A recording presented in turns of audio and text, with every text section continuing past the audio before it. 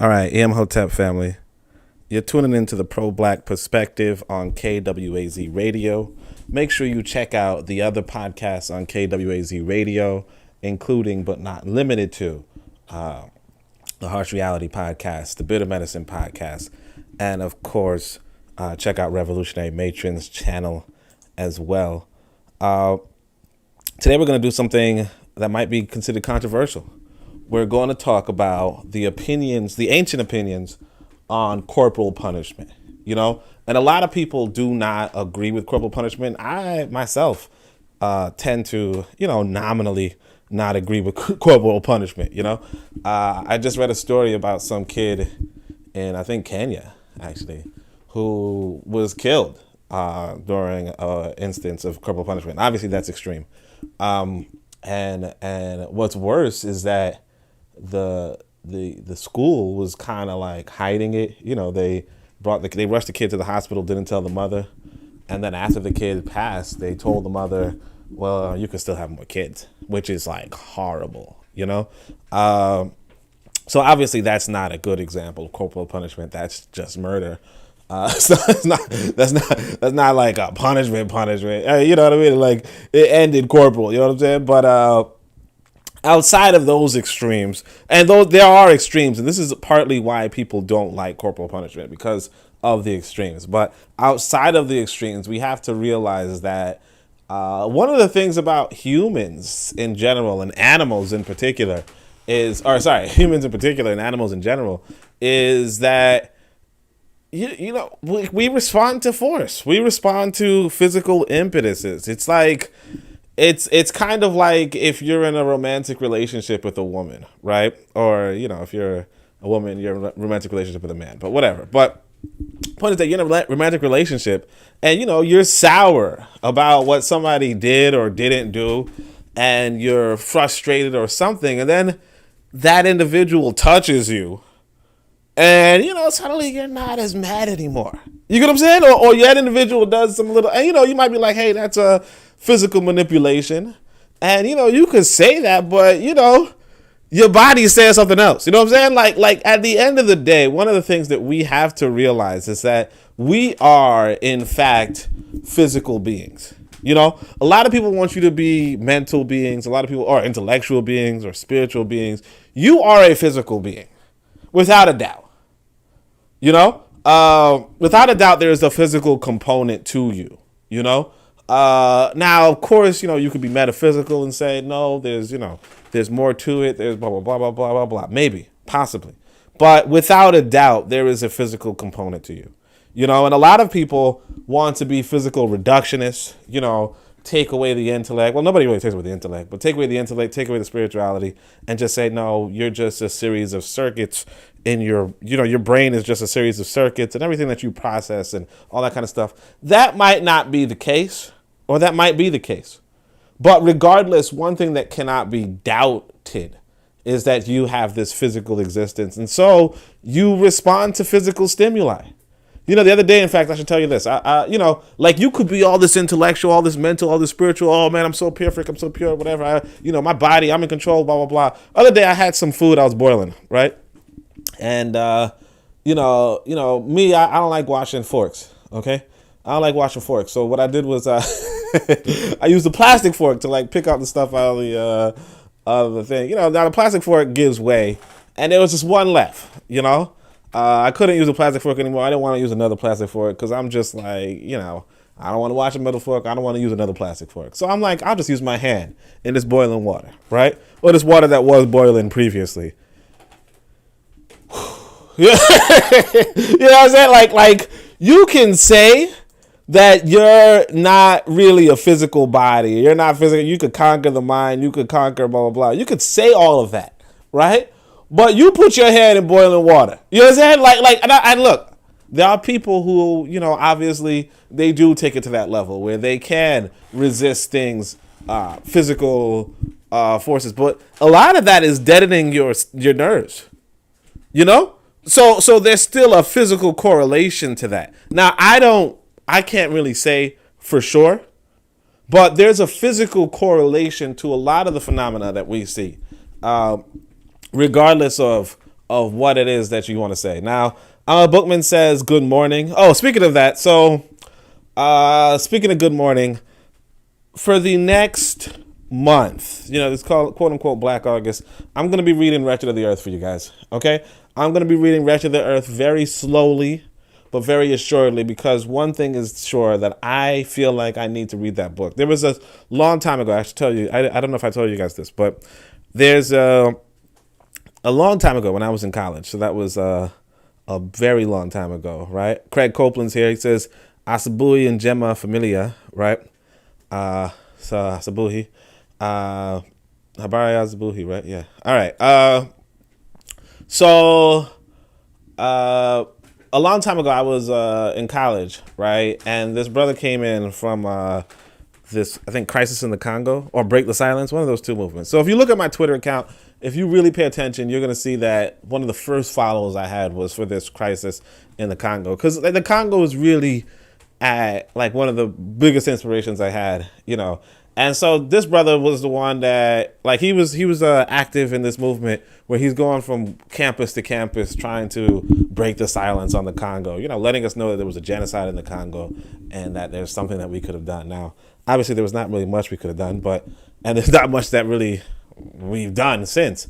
But it was eye-opening, it was Pan-Africanism and all that. You're hearing this, not for the first time, but you're hearing somebody, on your campus, from Africa, talking about the Congo and giving you new information and letting you know. And so I approached him and I said, brother, what can I read, for this? And I think one of the books he recommended was some Nkrumah book, and another book he recommended was Wretched of the Earth.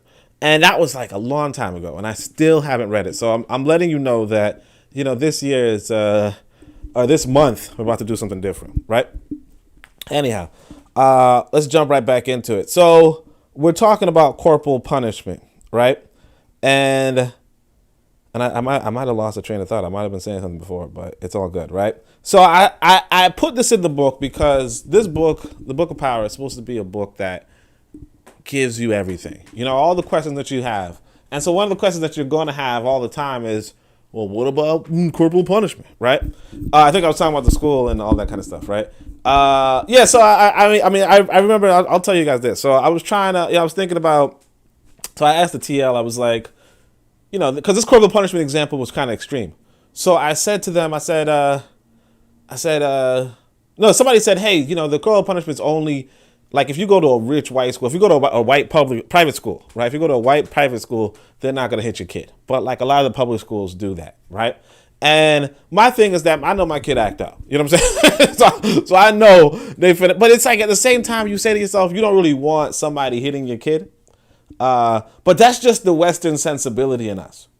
That to a large extent, that's just the Western sensibility in us. Now, of course, you don't want them hitting your kid too hard.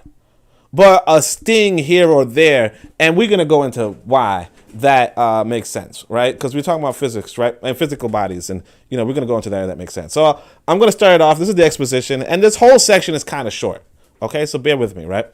So it says, this is worth noting. In ancient Kemet, the determinative image in Medu Neter for Sabayit, which could mean teacher, lessons, or book, but here means house for teaching, was a person wielding a stick, an indication that whipping was in practice in the school system. So I want you to also figure this out right here. Because here's the reason why I even put this in. Because a part of me, right, is like a part of my history, my personal history, is the fact that I was, let's say, developed in America, right? And so a lot of the consciousness in America is tied towards the background of having been enslaved by the same people who are ruling that nation state, right? So a lot of times when something happens, when a phenomenon happens, we relate it to our former enslavement, So it's like, hey, we're whipping kids. Well, that's from slavery, right? Only, we got that from the master and so forth. And so it's pretty interesting to see that, in ancient Africa, right, whipping a kid, right, or beating a kid with a stick, right, was a thing in the school system. You know? Now, I want to explain to those who might not be parents, or even those who might be parents, why a stick or a belt or whatever, although I don't use a stick or a belt, obviously, but why that's probably recommended over your hand. And the fact is that you could hurt your hand.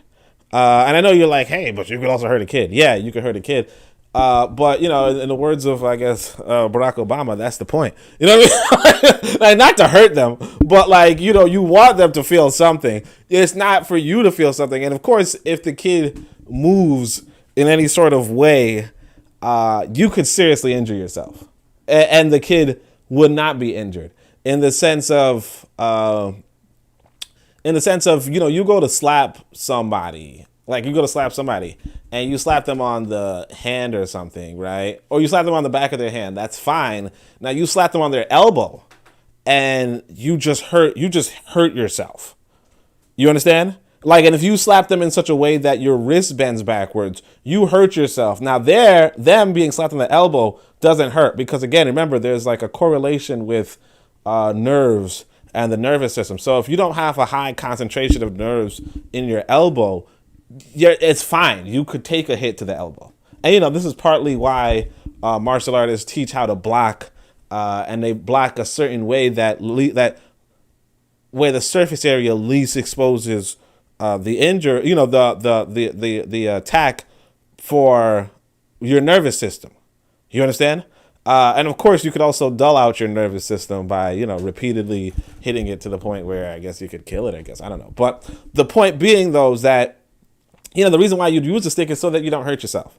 Now, I don't advise using a stick or a hand or a whip or a belt or whatever. And if you were to do that, obviously, you know, for your own, you know, not hurting yourself, you don't want to take it too far. And that's one of the most important things that you have to realize. Like, I remember, in fact, a long time ago when I was in, like, I probably still in college, I don't know. But I went to, I believe, London, right? So, yeah, I know, I'm one of those people. Shout out to Bitameds, right? who went to Europe before they went to Africa. But anyway, so I'm in London, and I'm hanging out with my family. And one of my cousins at the time, she was like a badass kid, like a kid who ain't never got, you know, like never got hit. You know what I mean? But she acting up so much. And my thing is that when I was younger, you know, like, I ain't care about, like I'm not saying that I was violent, but, you know, if you push me to violence, yeah, I'll be violent. You know what I mean? But I wasn't like violent per se. But what I did was I gave this little girl an Indian burn, you know? Or they call it Indian burn in America.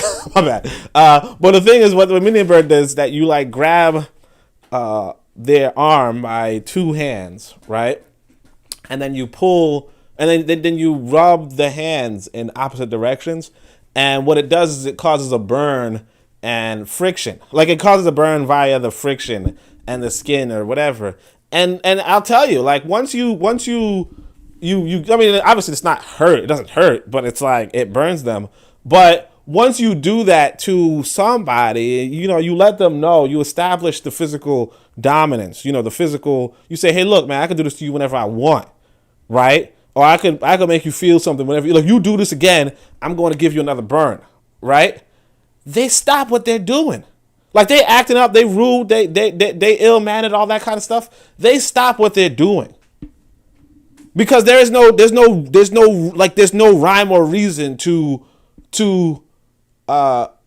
oppose somebody who's ready and willing to injure you, who's physically threatens you and is ready and willing to act on that physical threat. You know what I mean? Because there are people who can physically threaten you and then nothing happens from it. You know, and I tell you, this is like one of the most important things. This is like one of the reasons why, at least in America, or at least, no, this is one reason why, in fact, we're going to go over this inside of tomorrow, I guess. But in Wretched of the Earth, he talks about the colony and how the colony is held together by the police. One of the reasons why the police can do what they can in a colony is because they not only tell you that they're ready and willing to injure you, they show you. You understand? When they walk into a church and they shoot up everybody and then the boy walks out and gets some Burger King, they're letting you know, look, don't try nothing. Because if one of our kids could just walk in and shoot up a church and walk out, what do you think the adults could do? Same with the other guy, Zimmerman. If he could walk around, he could walk over, stalk a kid, kill that kid. If he can walk around, stalk and kill a kid, right? What do you think the real police could do? You know, they're letting you know, and this is why I tell you, you know, I saw this brother one time, like this is one of those images that stuck in my head, right? Where I see this brother walking the streets, hard looking, like don't mess with me or else. You understand? And then when he comes to when he sees some police walking out of a store, he turns into a whole Yasamasa. How you doing, sir? I hold the doors for you. You understand? Like he did that. He was subdued, because the thing with the police is that, and now these are police officers that were like like those police officers, like, you know, when you in an area and you looking at the police, you know which ones are the like, you know, like the rookies, the chump change, the ones that don't even know what they're doing at the moment, right? These are just regular schmegular police, and he was just, yes sir, how you doing, sir? How you doing? I'll hold the door for you. And that's because what we know about police, particularly if you're in the hood, what we know about police is, yeah, they'll shoot you. Yeah, they'll shoot you in a heartbeat. You know? Craig Cope, okay, son of old Dumare. You change your name back and forth, brother. Bitter Medicine said, LOL. Anyway. So yeah. So, but yeah, I did the Indian burn to the cousin. And but the point is that, if you have physical force, you suddenly have that discipline, and everybody knows this, and you might be opposed to it, but even if you were to join the U.S. military, they give you the physical force. They give you the physical force, and on top of that, yeah, they give you the physical force. They yelling in your face, they shout in your face, but the thing is that what they also do in the military is that they let you know that you are weak. You understand? They let you know that you are weak without their training. I'm talking about like the military drill. Like, one of the reasons why they have those military drill moments is that you have this big ass dude, right? Who's standing in front of you, who went through the training, right? And the training consists of martial arts. The training consists of exercise. The training consists of whatever. But the thing is that if you a new recruit, chances are you ain't physically ready to keep up with the rest of the troop. You're not physically ready to, and then you go into the combat, the hand-to-hand portion, and you getting your butt kicked. And so the dude in front of you who's yelling in your face can not only kick your butt, but is also physically fit to do so. You understand? And that humbles you. Like physicality humbles you. Now, I do want to say, because I know brother, what was the name of the African organic paradigm, right? I know he's going to tell you that, one of the things about the psychology of violence for kids is that you're teaching violence to kids. You're teaching kids to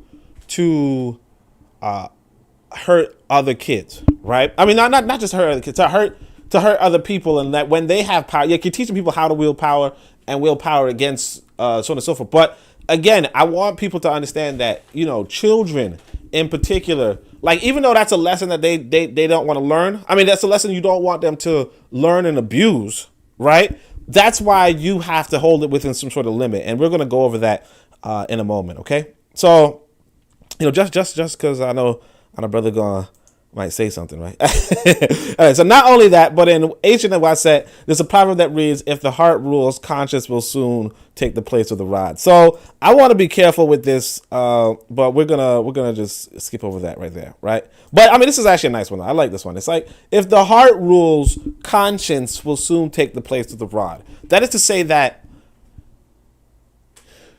like, in ancient Kemet, I want you to understand this, right? In ancient Kemet, in fact, I want you to understand just this basic thing about the human spirit. So that the humanity, right? So a lot of times I'll tell you that I believe that spirituality is really science. You know what I mean? It's really science but science that's explained differently. You know, the way how we tend to explain science in the Western canon is we explain it in a quasi objective way. You know, we say magnetism is caused by electrons and protons. We say that, you know, emotions are caused by, you know, hormones and so on and so forth. And we say, you know, but in a more ancient time, and it's something that, you know, I get a lot of flack for, but in a more ancient time, if you were communicating these sciences, you might have anthropomorphized these sciences, you know? So it's to say that your hormones are now a matter of ma'at and balance, and you know, the sun is really Ra, and Ra does this and Ra does that. And it's all the aspects of the scientific of what we see the sun doing, but we just say it's Ra, you know? We kind of anthropomorphize it so that it's more relatable, and you could share it with a child. You could tell a child. Because see, when I explain to my child, oh yeah, you know, the reason why the sky is blue is because of what's the thing called? Like, I think it's something refraction, right? That just don't add up. Now, if you say the sky is blue because you know, the sky nature is reflecting every light but the blue light or something, right? Then that's a little bit more intelligible. Now it's not now, is there a sky nature actively resisting the ultra? No.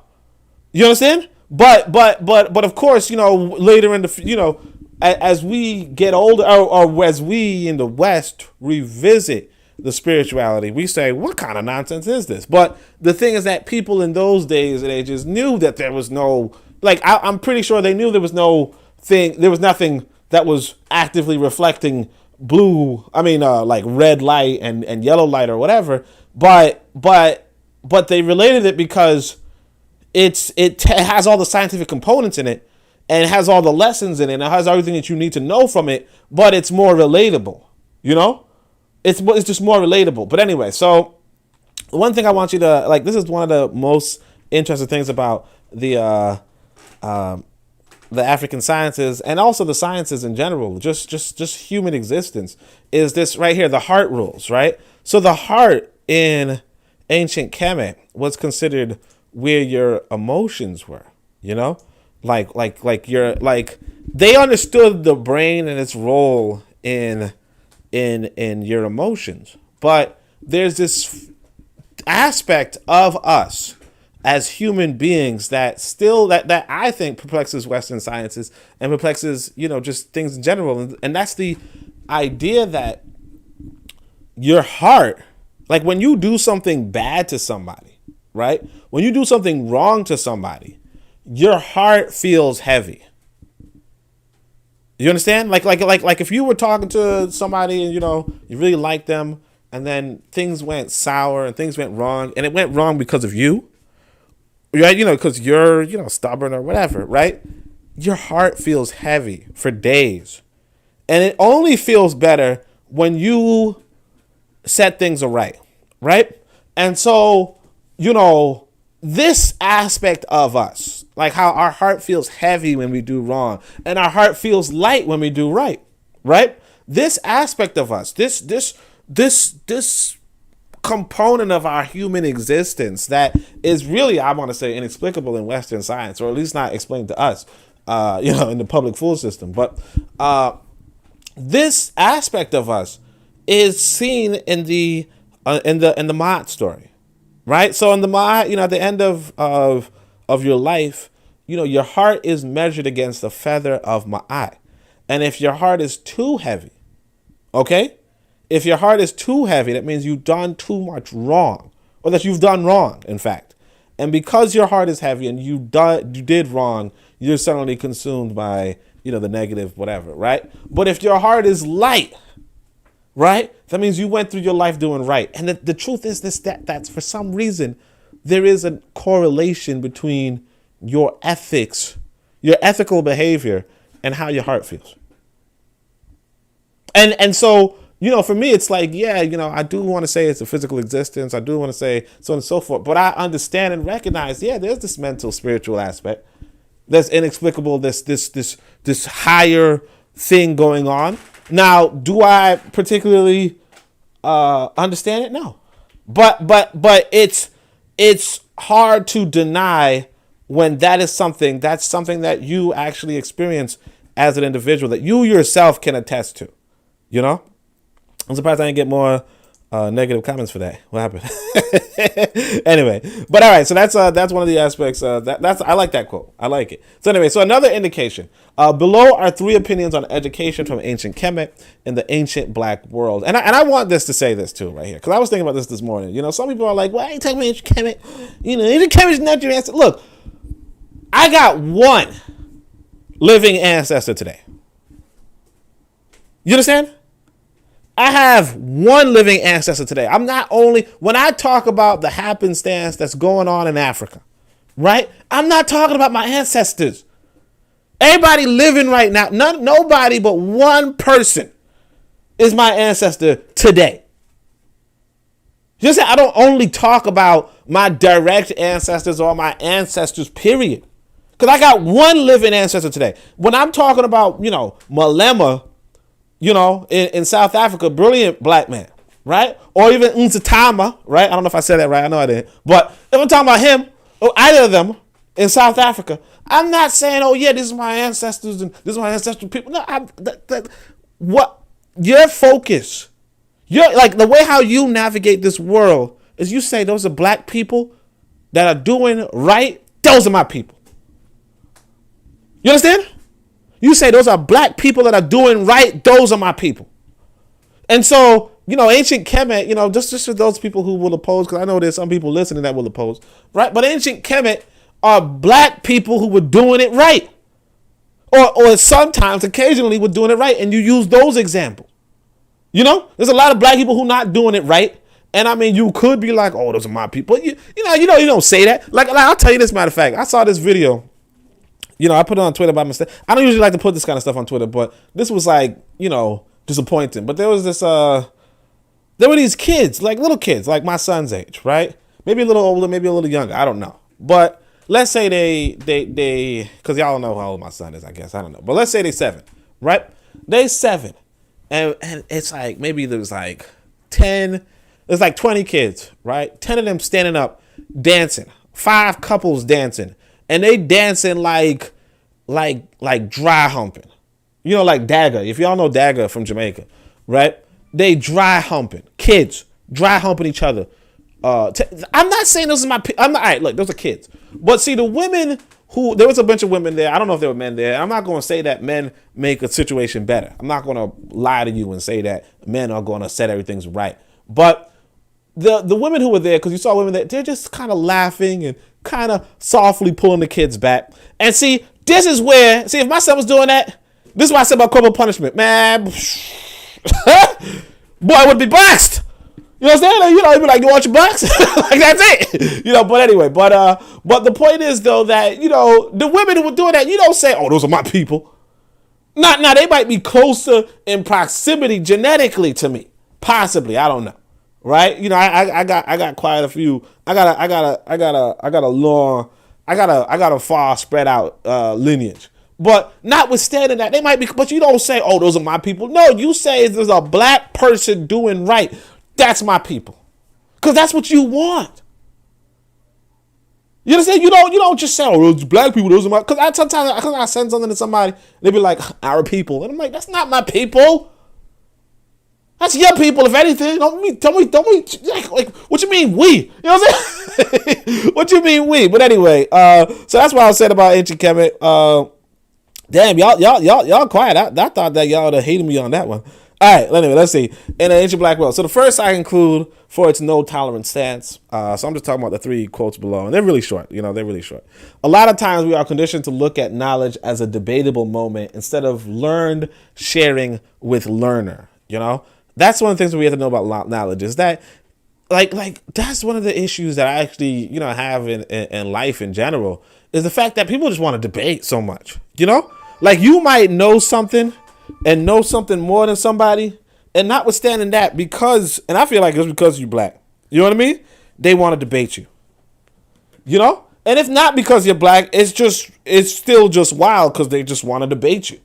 But he says it's learning with learner, right? In ancient Kemet, one of the 10 principles of virtue, as outlined in the pro-black compendium, is have faith in the ability of the master to teach the truth. You know, you have to have faith in the ability of your master, and this, in Africa, or in this language or this translation, your master is just the person teaching you, right?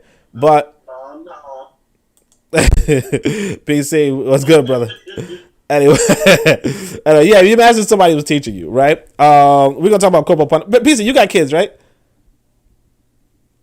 No children. Oh no, okay, never mind. All right, so we're gonna talk about corporal punishment. All right, so this may apply to the young more than the old, but in principle, it's the same. Go through learning and humble obedience much before challenging the teachers, if you must challenge. And that's one of the things that we as African people don't do enough. We don't go through the humble obedience stage. Like you might say, Oni, you don't sound too humble, right? But the reality is that, like, I was a part of the UAM. I told you guys this. I was a part of the United African Movement. In the United African Movement, there were some good brothers and sisters who were all in the audience, just members of the audience. We were humble as F. Because the president of the organization, the chairman of the organization, was Alton Maddox Jr., the best living lawyer in America, right? And yeah, we just sat there and listened, took whatever, like he said, do this, we did that. And I'm telling you, I knew one of the brothers in the audience. The guy was like good guy, had his own, like he was doing, like a lot of people doing their own businesses, they're doing this and so forth. This brother was just a man's, like a good man. You know what I mean? Like later on when I was in my own organization and he would show up sometimes, like, anytime I'd be like, yeah, I'm a blood, like when we were talking about black men for some reason, and we there's a bunch of black men in the organization, but notwithstanding, when we said the example of a black man, we was like that brother, you know what I'm saying? Like, even though I'm sitting there, my other brothers sitting there, other brothers there, they were like, this brother's just like kind of like if you had like, like Khalid Muhammad is like one of those examples where you just like, yeah, that's a black man, you know what I mean? But anyway, so yeah, we had but the thing is that when we was inside the organization, he was just sitting down just like everybody else. Sitting down, shutting up, no questions asked, just like everybody else. You might be like, well, I don't like that. But yeah, but the thing is that if you're trying to do something in an organization, you have to understand structure and hierarchy, and you have to understand why you're in that organization in the first place. You're in an organization to execute the vision of the organizers. You know what I mean? And if you don't agree with the vision of the organizers, then don't be in that organization. But if you sitting back in an organization just critiquing the visionary, right? Then you're messing it up for everybody. You should have just had your own organization, or you should just be uninvolved. Because if somebody else is trying to execute a vision that they see fit, and I mean, of course, that's to say that if they're trying to do something that's good, And a lot of times that's what I saw when I was in the UAM. The brother was trying to do good, Eventually, we saw how impossible it was, because we were like trying to establish a political party and all that stuff. But before we saw that, it was like, yeah, we're gonna stick with you, man. Like we would stick with this brother, right? But anyway.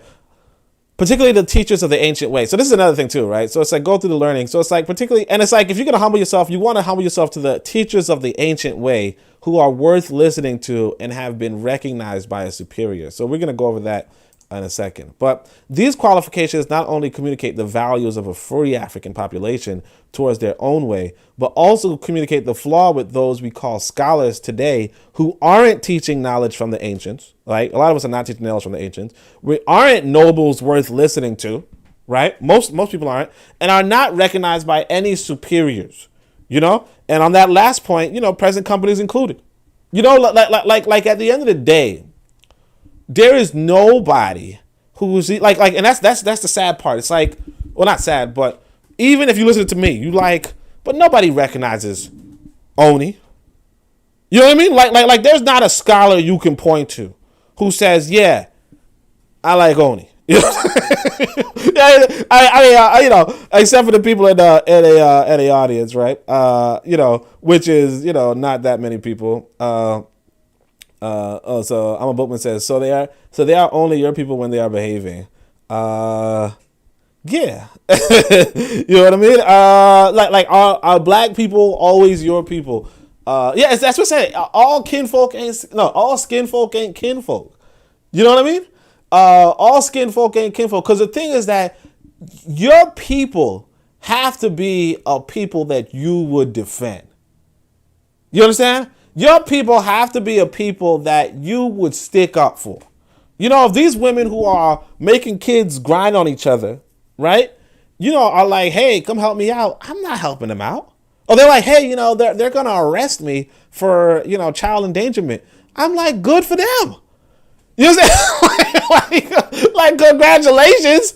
You know, you finally got caught. Your dumbass should have never recorded that. I mean, you should have never done that, period. You know, but yeah, they ain't my people. Like your people has to mean something. You know, if your people just means, hey, we kind of vaguely look alike. You know what I mean? Like, oh, we both got dark skin. If that's what your people means, then you in trouble. You understand? Because it you know, the proverb in Africa goes, you know, when the axe came to the forest, the tree said, oh, look, the handle is one of us. You understand? You cannot say, oh, look, the handle is one of us. You got to realize the functionality of that axe. You got to look at the whole picture. If the head of the handle isn't right, then that's not your people. That's something that's come to murder you. So yeah, no, they only my people when they behaving right. You understand? Or when they can be behaving right. You know, and you gotta have that humble obedience. You know, not everybody was Alton Maddox's people. Al Sharpton wasn't Alton Maddox's people. You look at Alton Maddox's communications. He's like, damn, Al Sharpton betrayed me. Al Sharpton did me in. Should have never trusted Al Sharpton. You know, Al Sharpton's not your people. Al Sharpton is betraying you. And if you going around the mindset, and that the issue, the trouble with Maddox that I kept seeing recurring was that, you know, he was like he said it, and you know, that's what the elder was telling me. This elder, she's another African American elder, you know, but she was like, yeah, you know, one of the things about, you know, the organization was that the chairman said, you know, if he has to trust a snake, if he has to use a snake to get something done, he would use a snake. And, you know, the elder was like, nah, you don't want to use snakes. You understand? And it's like, yeah, there's a limit, you know, obviously, you know, you might possibly want it. But like, there was like this one brother, I don't want to talk about him too much, but he was just like, you know, it's like a whole snake, but he was, he was a whole snake, man, but he was just like managing like the door or something, right? He was like, I'm saying like you don't. Like that's the thing, because the thing about people don't know about Al Sharpton, because I was in the organization long enough that, you know, because Al Sharpton was a part of the organization once upon a time, right? And this sister was telling me that she was an elder, right? She actually did, I don't know if I should use her name. I guess I could, because, you know, y'all know her. But there was a school in Brooklyn called Sankofa School, right? And she was Ollie McLean. She passed away later. But the thing is that she said that she knew Al Sharpton when he was a kid. You understand? And he would just be walking down the street, like kind of like talking to himself, you know, just you know, shouting to himself, you know, such a whatever, right? But you realize even at a young age that boy, something was wrong with him. You understand? Something was wrong with him. You realize that at a young age. You don't, but that's what I'm saying. Like, like, those are not your people.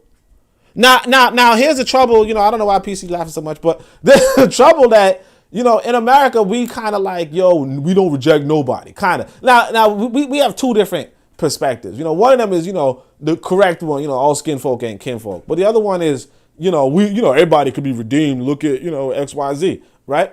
But it's like, some people you just gotta, like, you gotta wait for them to be redeemed.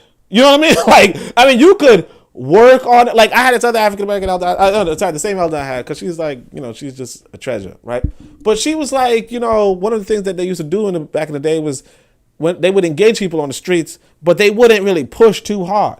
Their motto was just don't leave people in total darkness. You know, if you in total darkness or you in total ignorance, you just don't leave people in total ignorance. You know, I took away darkness because I know, organic would tell you, darkness is a good thing. But like the point is that you don't leave people in total ignorance. That's it. You don't have to bring them into full knowledge if you can. But you have to. But the one thing is you just give them a little bit of the you just give them a little bit of the knowledge and then keep it pushing. You know, a lot of things that we do is that we see somebody who's ignorant, who don't want to stop being ignorant, and we give them the we give them the podium. You know, we give them the mic. We say, hey, come, you're super ignorant, but Malcolm X was ignorant once upon a time. So, and it's like, no.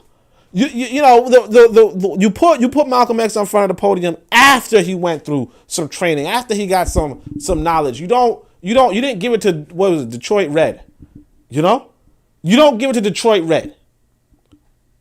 But anyway,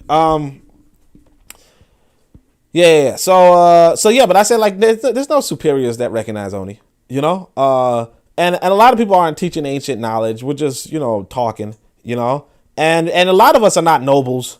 Real talk, And if you know what a noble is, like if you go into now you could actually go into Wazungu's history for that, but like just general history. If you know what a noble is, it's like one of the families that did something honorable in the past.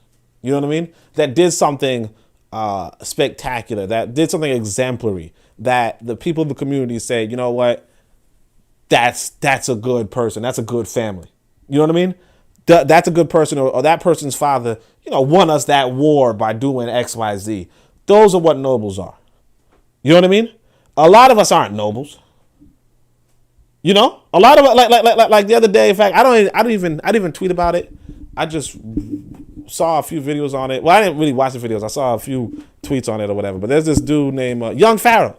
A lot of people just kept talking about this dude, and now he's like on some old bull. But that's like I saw that coming. That's why I never even paid attention to him. But I saw that coming. And again, like I said, all skinfolk and kinfolk kind of stuff. Anybody who like if you say teaching ancient knowledge, the dude was crazy. Talking like just weird conservative stuff. Wasn't necessarily a noble. Last I heard, he's like I don't want to gossip, right? And recognized by and this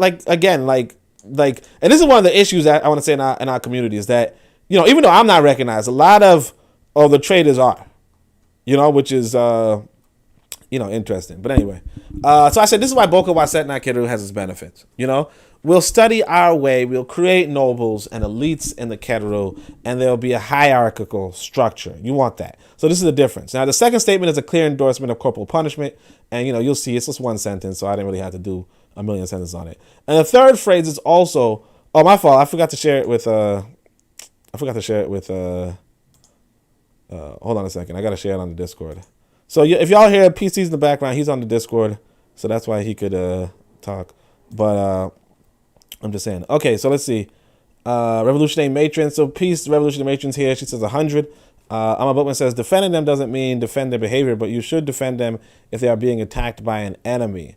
Only your people can betray you. If Al Sharpton wasn't your people, it wouldn't be betrayal. And then she says everybody is not a leader or guardian. Yeah. Okay. So again, when we like this is the thing I want people to understand. So Amma Bookman's talking about defending people. Like you have to realize that in real life, right? In real life, you have a limited amount of resources.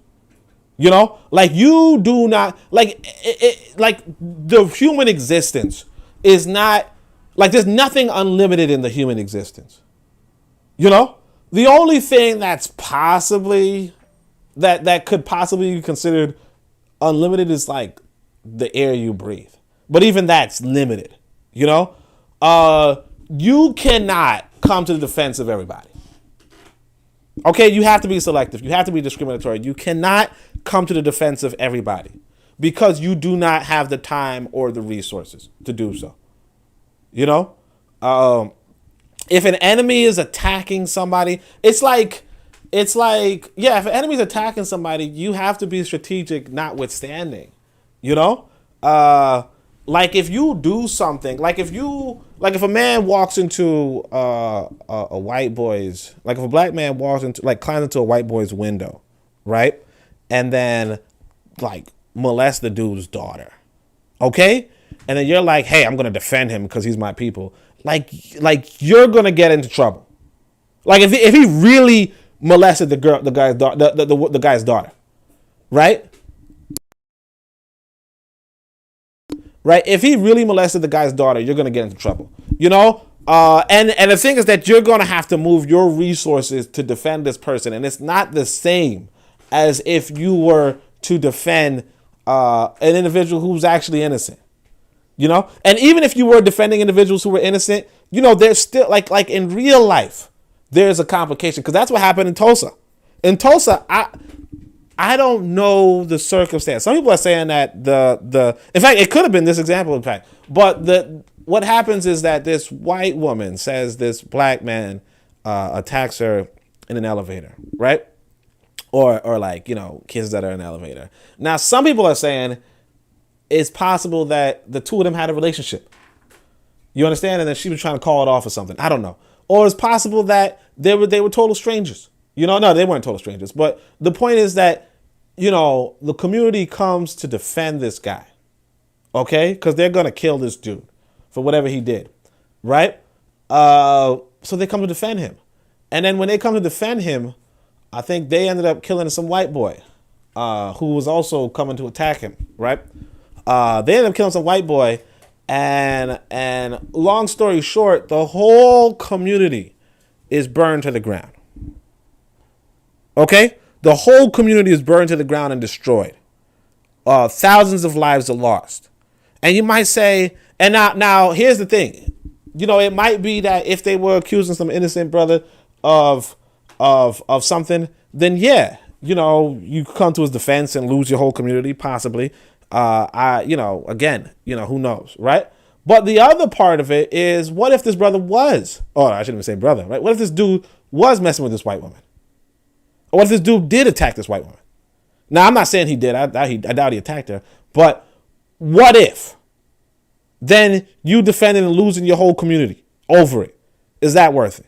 You know, like you have to realize that there's a risk and a reward and everything, and you cannot be of the mindset that you could possibly defend everybody. You know, sometimes I be coming from my meetings and I see this brother, you know, I'm in my RBG and I'm walking from my meetings and I see this brother getting arrested. And he's looking at me like, are you going to do something? You know, are you going to save me from being arrested? And it's like you should have been at the meetings. You understand? I'm not going to risk my life intervening if you don't like if you're not giving into the resources. You know? I can't expend my resources on everything if people aren't putting their part in. Because again, you know, one of the fundamental definitions of an organization is that the organization benefits its members. If you're not a member of the organization, you don't at least directly receive the benefits. And that's just the reality. That's just a reality, because the people who are going to directly receive the benefits are the people who are part of the organization. And that's why, like, when you're part of a corporation or whatever, when you're part of a business, you're the one getting paid. You understand? The people outside of the organization, the people outside of the corporation are not getting paid directly by the by that employer. Only the people in the organization, those are your people. You have to, like, we as African people have to stop being passive and wanting somebody to come save us. You have to play your part as well. And if you're not playing your part, then the reality is that nobody's going to save you. Because that's a waste of their damn resources. They until they have enough resources, they're not going to come for you first. You know, if I was like, if somebody was a member of my organization, or even not of me as a member of the organization was, you know, then the people would come for me, come help me out. But no, they're not going to just, oh yeah, we're gonna just spend all our days in, like, it's like what happened with Assata Shakur. Assata Shakur was broken out of prison by her people in the organization, but they weren't breaking everybody out of prison. They broke out Assata because she was a part of the organization. She put in the work. You got to put in the work. You can't. It's not. Yeah. But anyway, she says. But yeah, I mean, the point about Al Sharpton betraying you. Yeah. I mean, yeah, technically, yeah, sure. So I mean, we use the language, interchangeably. Al Sharpton isn't your people, but like you one of the things we got to realize is that we're talking about like 4 different dimensions of interpersonal relationships. So you have your family, you have your let's say community, right? You have your nation and you have your race. So on a racial level, you could betray your race. You're not a part of any racial organization per se, but you could betray your race notwithstanding, And I mean, that's like obvious, like we're the same people of the same race, but we not of the same nation. We not of the same organization. And that's what it is, So only your people can betray you, blah, blah, blah. So everybody is not a leader or guardian. Yeah, Young Fire was always a faker and it's some kind of tomfoolery. I wonder if SETI still certifies him. Yeah, there you go. Like, he was always stupid. Real talk.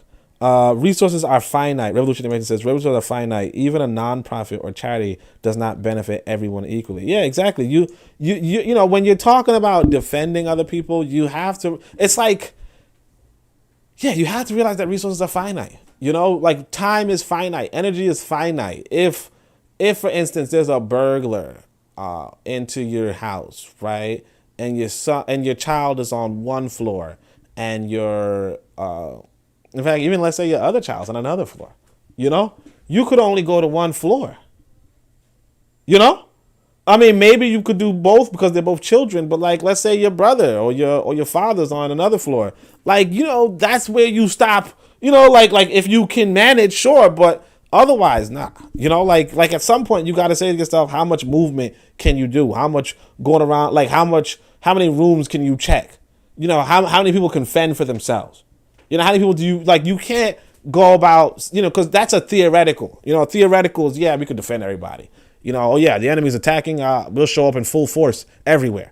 But you can't do that. America can't do that. That's the reason, the whole reason why guerrilla warfare works is because there's no military force that could be in full force everywhere. And so the way how guerrilla warfare works, and I recommend everybody read Nkrumah's handbook on revolutionary warfare, but the way how it works is that you would attack an area that's not defended, right? Or that's lightly defended. And then when they move their defenses to reciprocate that attack, you're already gone, And of course, this could be in a scale of like 6 minutes, So you attack for 2 minutes and you leave the area. And then 6 minutes later, they show up and then you attack another, and then maybe possibly you attack another area, or you just leave it alone and let it slide. But the point is that that's the reality. You can't defend everywhere, And because you can't defend everywhere, that's how real war works. In theoretical war, yeah, you respond to every possible attack in 20 seconds. If the enemy's attacking, this coon or whatever, the enemy's attacking what's her name? I shouldn't use the word coon, but that girl, that lady, like a divester, the lady, whatever her name is, right? Enemy's attacking her. You're just like, yeah, no, she's my people. Why are you? How dare you? Blah blah blah. Don't touch this black woman. Black women are, Yeah, but real talk, you just say, yeah, okay, I don't, okay. Like, oh, it sucks to be her. You know what I mean? Anyway, so Craig Copeland says, loyal members of any organization exhibits discipline in all matters. Exactly. You got to have discipline. And I'm saying, if you break your discipline, then you get, and that's the thing, real talk, real Africa. You exiled people. You understand? Like in real Africa. And this was like probably one of the weaknesses, or you could look at it as one of the weaknesses, but in real Africa, you exiled people.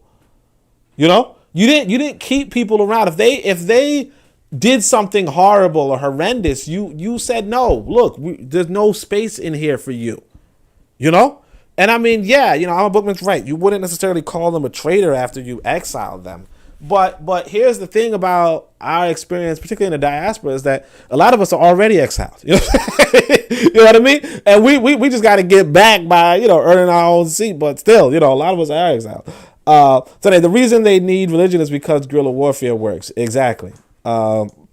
Little Shane Merchant's right. The reason they need, because they want you docile and so on and so forth, right? So, all right, let's go. The third phase is also shared something very telling. So this is actually pretty interesting. The Baba was responsible for the child's education, not the mama, So that's pretty interesting. But again, and of course, there's going to be an explanation here. It's about maybe he was responsible for the male's education. And that's something that we know is common in Africa. And I'm going to go over that. But anyway, and again, every policy is a national policy and nations decide however they choose.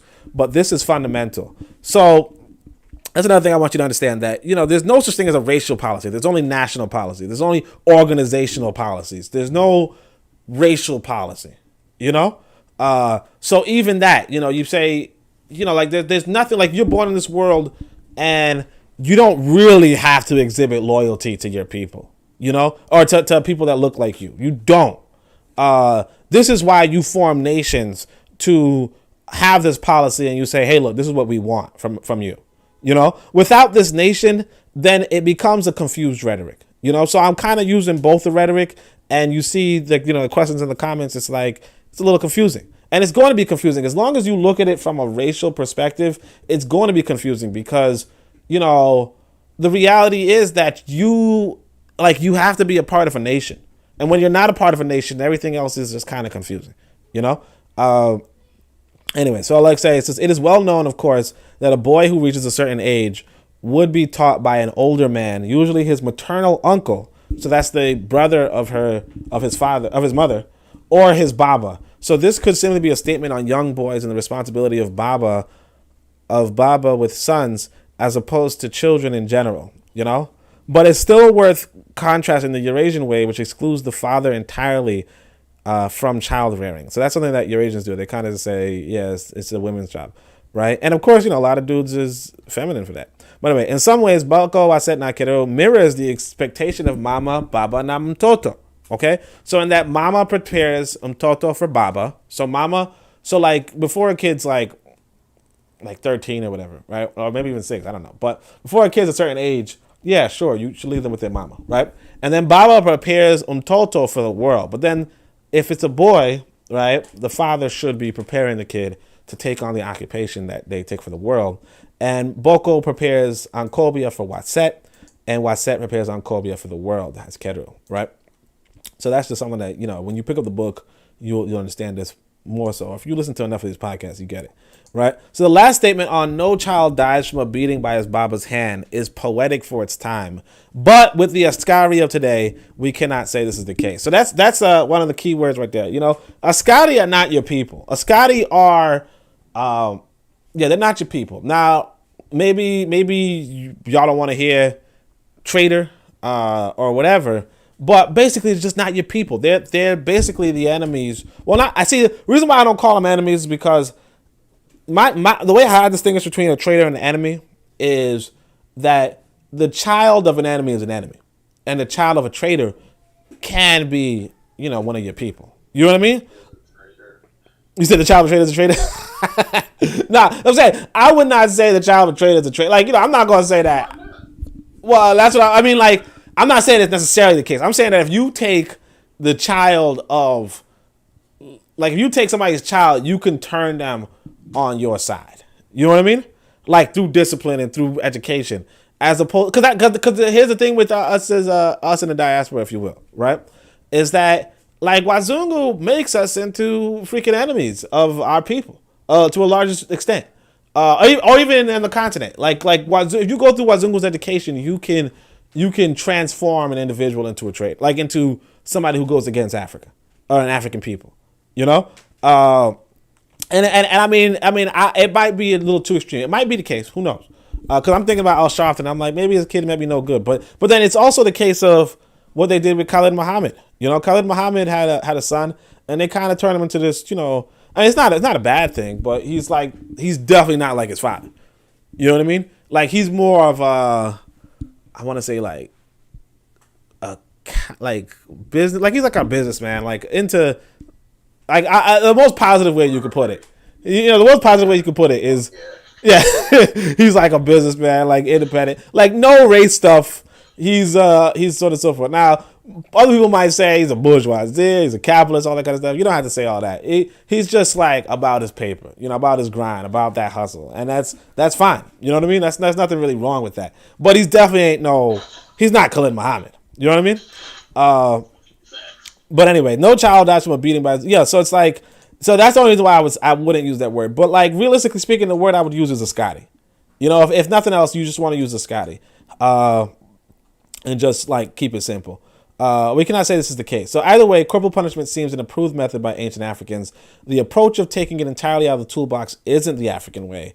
Granted, overdoing, as Askari tend to, should be discouraged entirely. But again, this is a matter of national policy, not racial policy. So I want to say what overdoing is, because once upon a time they used to show videos of people like whipping their kids, and sometimes it was like they were hitting their kid over some decent reason, but like they took it too far, like you don't need to leave welts on a child, like a simple slap. And I mean, maybe I'm saying this because my kid's young, so like a simple slap is like enough to like be like, yo, you understand now. But the beatings that we see on TV were like the slave style beating. That's a representation of other types of frustration. Yeah, exactly. So peace to Revolutionary Matron.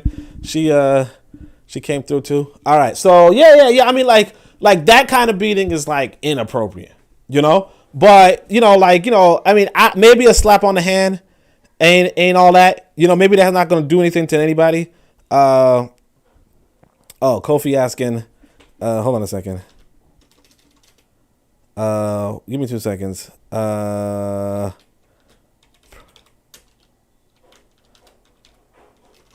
Voice channel. All right, so that maybe that's not gonna be like maybe that's not gonna stop a kid, who's like 13, 14. Although I should say I knew this. I did know this 14-year-old boy for a minute, right? And yeah, I gave him a slap, the way how I would do my son, like the same kind of slap. And boy, this boy like got disciplined. Like he was a weak little kid though, so.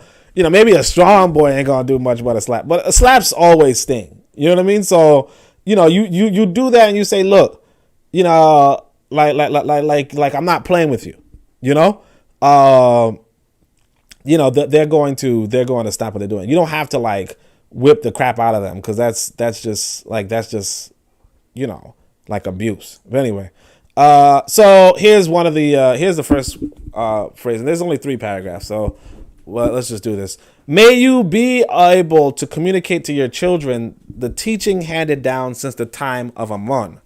I am a noble worth listening to, one whose superior has recognized his intelligence. Follow my way, stick to my method, avoid vain argument.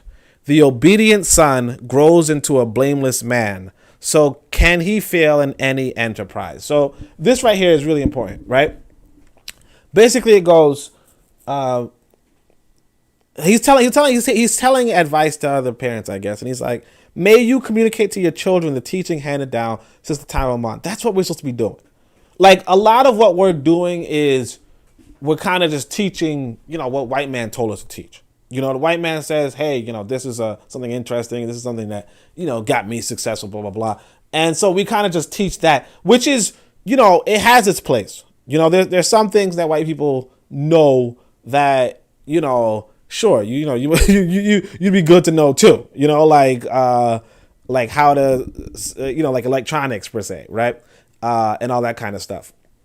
So I'm not saying don't do that, but it's also for us to communicate what our ancestors had us to communicate, because one of the things that you're going to know about, even Wazungu's, humble beginnings in a sense, right? Or his beginnings is that he was studying what our ancestors were studying, what our ancestors handed down. So it's really behooves us to not do the same. Obviously, we could skip ahead, with Wazungu, but we shouldn't neglect what our ancestors have taught us, or have the teachings that our ancestors have handed down, right? And then he says also, one of the things you want to communicate is that you are a noble worth listening to. You have to, like he's saying, you should be, you should have done something or you should be doing something spectacular and honorable and noteworthy. You know, such that people in the community say, you know what, that's an exemplary person. You know, if you don't do that, right, then like you're messing up your chances to even teach your child anything. You know, like one thing I could teach my child, for instance, is writing. You know, and he knows how to write, but you know, but not like write well yet. But that's one thing, and I could be like, hey, look, you know, I wrote this book and that book. You know what I mean? And you know, people like this book and that book. You know, and if you follow what I'm saying, maybe people like, no, if you follow what I'm saying, you too can be a successful writer. You understand?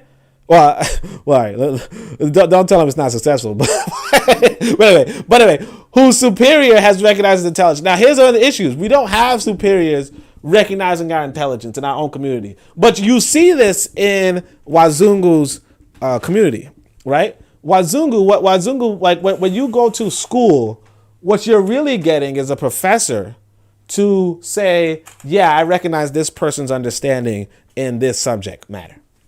And you get enough of these professors to say, yeah, I recognize this individual in this subject matter. I'll give them, I'll rate them as an A or a B or whatever. And you finish that program. And then by the time you get that degree, it basically means that this institution of higher learning recognized, had enough superiors or enough people in the field or who were in the field, who were studying the field, had enough of them say, yeah, I recognize this person's intelligence. They can probably do what you demand of them in terms of this particular degree. You know, we don't have that in the black community per se.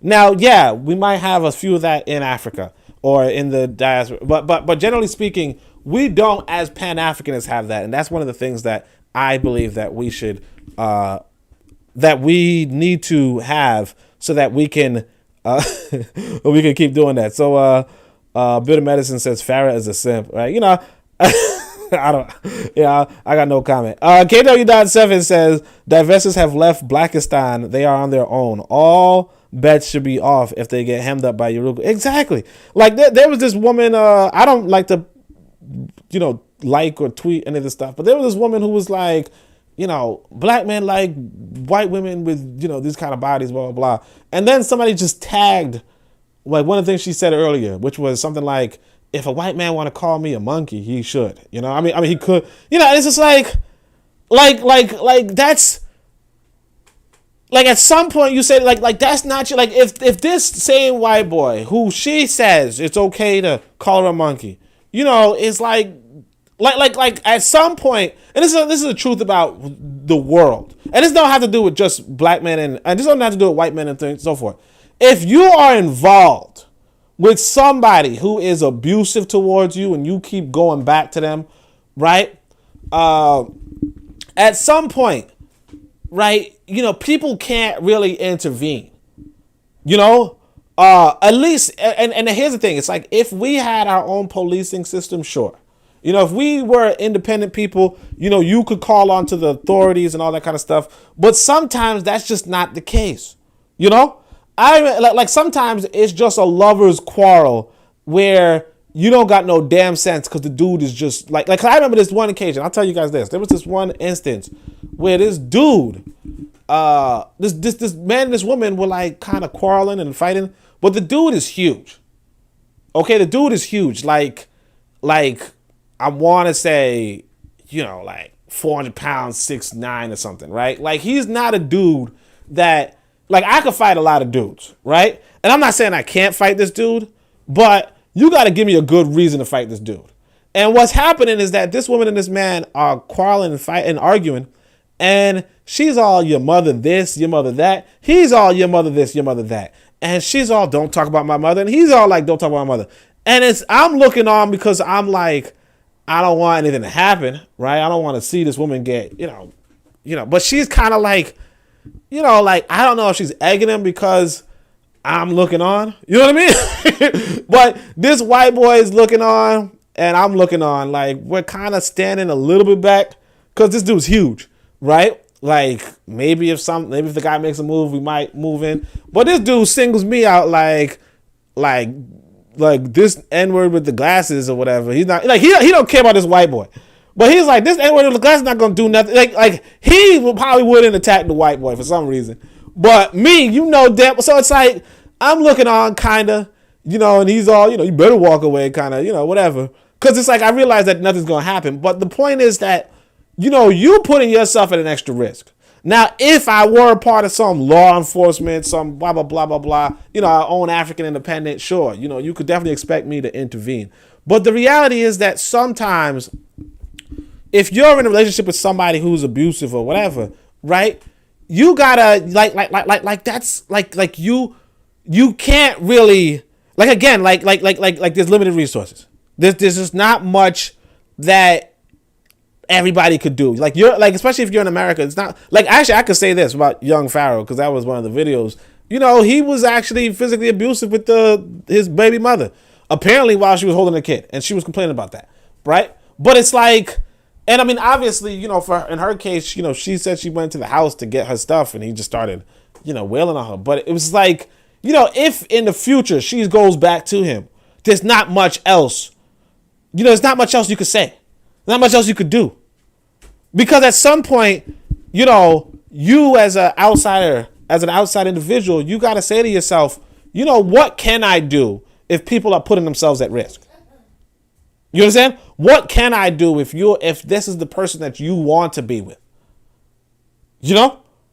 At some point, now obviously, the first occasion, the first time, because this might be the first time, I don't know. But the first time, you as a man should, intervene. Should say, what, that, so on and so forth. But if something like that, because there was this woman I spoke to at one point, and she was like, yeah, my man beats me and all that stuff, but he's good in the bed. He's good in bed, so, it's okay. And, she's frail, and she's one of them women who's like handing out placards for, some hair store. It's like, it's not real employment kind of thing, but she's just out there, whatever. And it's like, like I heard her say that, and it's like, okay, I'm not going, I can't do anything about that. And that's something that's it's regular. It's actually pretty regular in the black community. I'm not going to front, because I remember this other woman said the same thing, and it's just something that you and of course that goes back to the power of physicality and sex as well as violence. But the reality is that that's just like you can't defend everybody. You can't claim everybody. You can't like at some point you have to say to yourself, well, like you as you as an individual, what are you trying to do? What do you want to build? Because again, a lot of people are going to be lost. And not only that, but until you build up what you need to build up, you can't help these people. If I were, like I said, if I were organized to the point where I could just, send a few texts and then, 10 brothers showed up, then sure, I could intervene in any sort of altercation, possibly. But the only people organized like that, particularly like where I'm at in America, are the police, or the gangbangers. But the police or the gangbangers, that's the only people that could just, a lot of people are just not a part of organizations and not a part of any organizations for self-defense. And not a part of any organization for policing and handling what would otherwise be crimes in the community. And because of that, you can't really say much about that, right? But anyway, so he says, recognized by a superior, blah, blah. So he says, follow my way. So, you have a way, you say, follow my way, stick to my method, and avoid vain argument. Vain arguments like, I explained to my son subtraction or addition, and he's like, well, why isn't 4 plus 4, 19? And it's like, no, I told you how to calculate 4 plus 4. You count up from 4 times. You know what I mean? So you get 4, put up your 4 fingers or whatever, 5, 6, 7, 8. There's no way it's going to be 19. It's like, well, why can't it be 23? Like, no, you don't do that. You just stick to the method, you follow the way, and just avoid vain argument. And you'll get it. And in no time, 4 plus 4 equals 8, it'll be, easy, So the obedient son, and this is important, the obedient son grows into the blameless man, So can he fail in any enterprise, Can he fail in any like, no, if you know how to do, like one of the things I did when I was in school, when I was doing math, was that I knew, like I read the textbooks And the textbooks would explain the thing. The teacher wouldn't. The teacher would just give you the assignment. The teacher would just, blah, blah, give a whatever. The textbook would like break it down. So when you read the textbook and know how to break it down, you can, and you know how to repeat the proof or repeat like derive it yourself. Yeah, you get it. And you become like the better for it, right? So he says, so Cat Copeland says, a hard head makes a soft ass. Yeah, exactly. That's it. You're going to get slapped, right? Arab Shaman says, the idea that if you don't hit me, you don't love me is an idea a lot of these people have. Oh, yeah. Yeah, they wilding with that one right there, right? Farragut has been shown in pictures shaking hands with Clinton or Obama's. All right. It's ironic that his father was condemned by Congress for calling the Oish bloodsuckers, among other things, right? Yeah. So yeah, you know what that is about. Let's see. So this is another one. So this is a child talking to a parent. He says, because you beat me on the back, your teaching entered my ears. And that's how they said it. That's ancient African, right? So in ancient Africa, they have somebody, like some report where it's like, because you beat me on the back, your teaching entered my ears. You understand? That's a concept.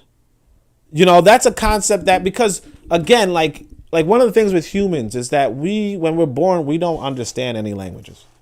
Like when we're new to this world, we don't understand any language. We don't really understand too many concepts. We don't, like, addition is new to, like when we see addition for the first time, it's new to us. When we eat food, it's new to us. Kind of like we know a little bit about eating, but the point is that a lot of things are new to us, and it's just not going to enter your ear. A child has so many more stimuli, so many more so much less focus than the rest of us. Like when we're talking to each other, we kind of look in each other's faces, look at each other's eyes. Kids don't, unless you teach them to, or unless they like a lot of the gaze, the GAZE that we learn how to look at things. We pick up through experience. We don't when you walk through a field, you're not really paying attention to anything but what's in front of you and the destination you're going to. But children can pick up on everything around, like to an extreme degree, where it's like, that person's toe and that person's pants and this, this field over there and that, and this house over there, the roof on that, things that you would otherwise be like, you would be distracted, so yeah, if you want somebody to if you want something to go through somebody's ear, you might actually strike their back. Sure. Anyway, let's go. A stupid son, badly reared by his Baba, is a statue of stone. A son who remembers what he is taught and has a strong desire to learn has a splendid destiny. His character will help bring blessings upon him. Where the learner's attitude is hostile, no instruction can succeed. He who heeds a first reproach is spared a second. If a child's character is wanting, it is because he is disobedient. Tahuti, the great netcher of writing, gave the world the whip to help educate fools. A child who steers clear of scandal will never be hit a regrettable blow. No child dies from a beating given by his Baba's hand. So that's, again, this is like so powerful, right? But a stupid son, badly reared by his father, is a star. So like if your Baba, and I'm not saying that you have to hit your kid. I was probably beaten like 3 times in my life, but like I had brothers who were beaten much more often. And the thing is that like my father, like the thing is this, the difference between my brothers and me though, is that I actually didn't do anything bad. You know what I mean? But my dad wanted to beat all of us at the same time. But he was also kind of like fat, and I kind of just ran. But I think he let me escape because I really didn't do anything. I was just kind of like minding my business. And then my brothers might like break something, and then he'd be like, all right, all you line up and get beaten. And we're like, what? I'm like, wait, what? And I don't know. I might have cried. I don't know. Well, anyway, but anyway, so he's a stupid son, badly reared by his Baba, is a statue of stone, right? A son who remembers what he is taught and is a strong.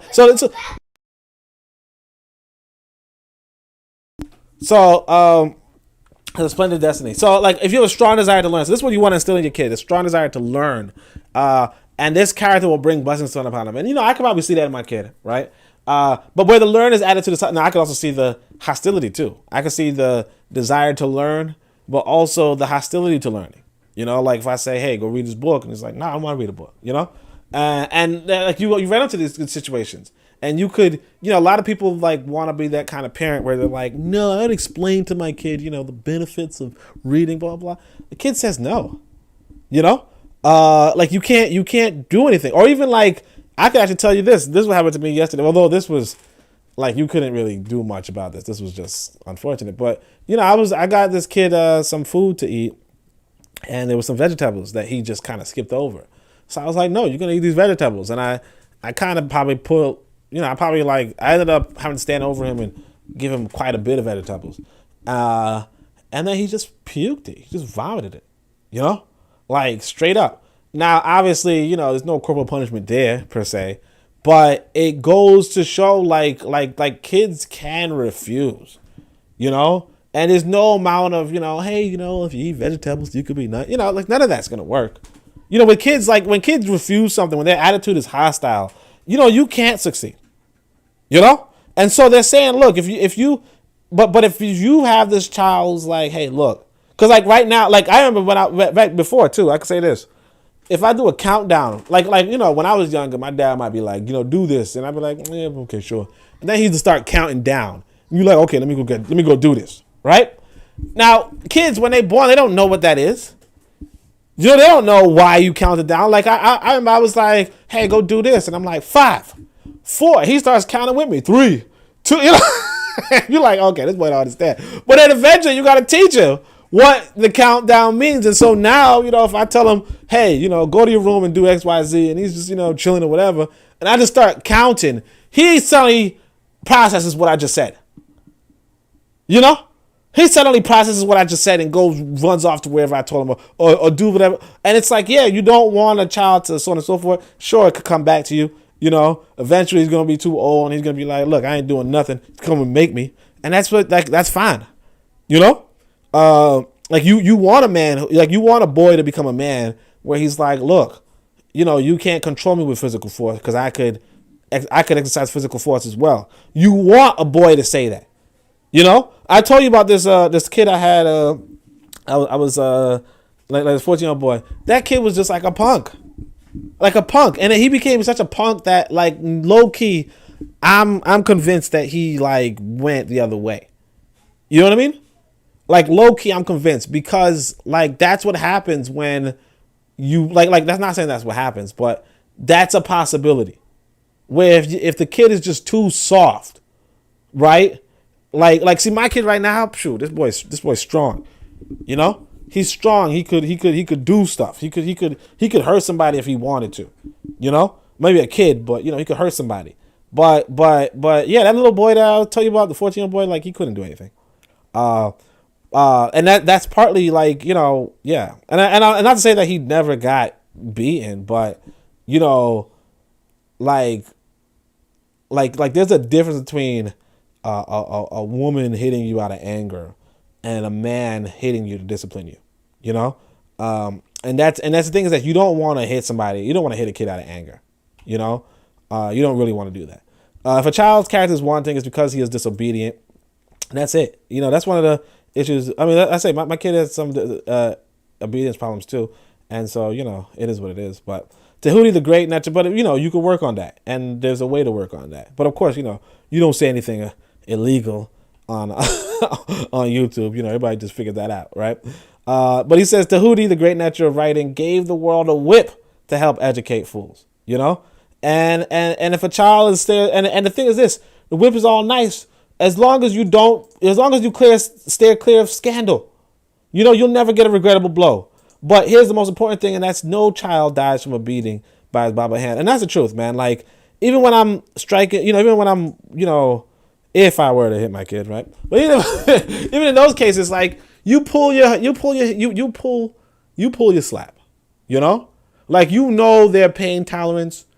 Like, you calculate it. Like you start off, like for instance, the first thing I might have done might have been like a light tap on the hand. Realize it might have been too light, you know. But you pull your hand, you pull your force. You don't, like you never really try to hurt, and you do it in such moderation where it's like, Like, I tell the kid straight up, how many slaps do you want? I mean, if I were to slap him. But it's like 5. Like, he'd be like, well, of course he said 0 slaps, right? But eventually, you're like, no, I'm going to give you 5 slaps. And he helps count you with it. Or you say you did something really bad, you get 10 slaps. And you count it with him, So, like, it's moderated. And of course, he feels it, he stings, he cries, sure. But he learns. And the reality is that the little sting that you get when you're a baby doesn't really matter. What matters, the whole point of your parenting is to build up the character of this individual. And that lasts a lifetime. The sting is going to last maybe 30 minutes at most,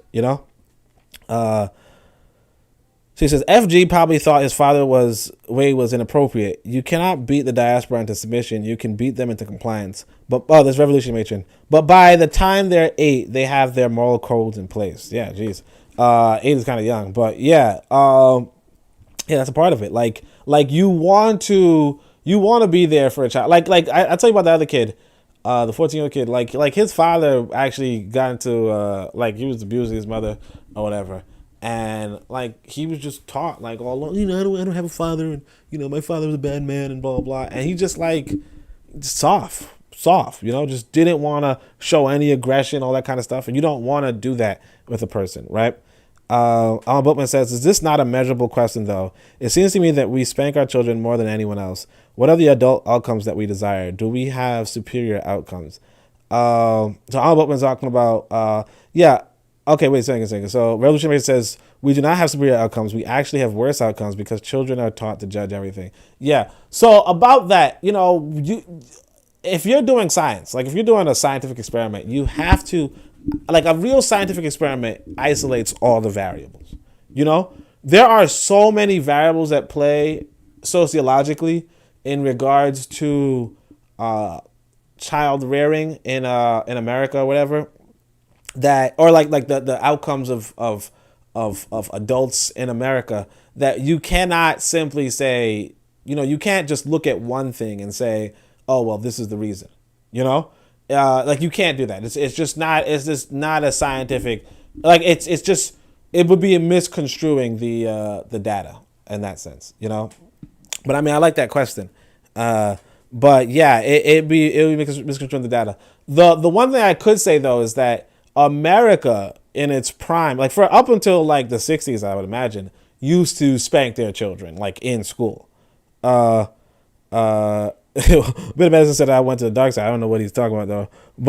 But yeah. America used to spank their kids in the school system. In fact, the Christians in general used to spank their kids. It was just up until the 60s that they kind of stopped, and it looked like it was bad or whatever. But like America during the 60s was like one of the most successful countries in the world, or before the 60s was one of the most successful countries in the world. So it's not like spanking is the issue. There's a larger issue at play, and it's not to say that spanking itself would just determine the whole outcome is what I'm saying. So yeah, I couldn't say, but again, we're talking about, and again, like I said, we're talking about ancient Kemet, which was in fact like the, like possible, like it's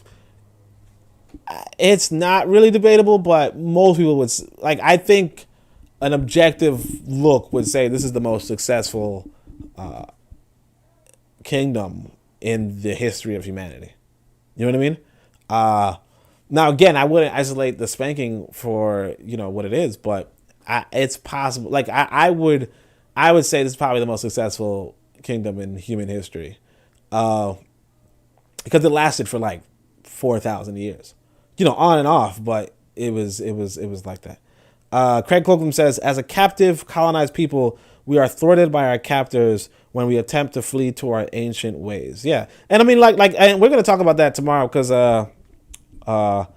it's like the whole book it seems to be about decolonization and colonization, but one of the things I want us to understand is that that's what you're supposed to do. If you are running a colony, that's what you're supposed to do.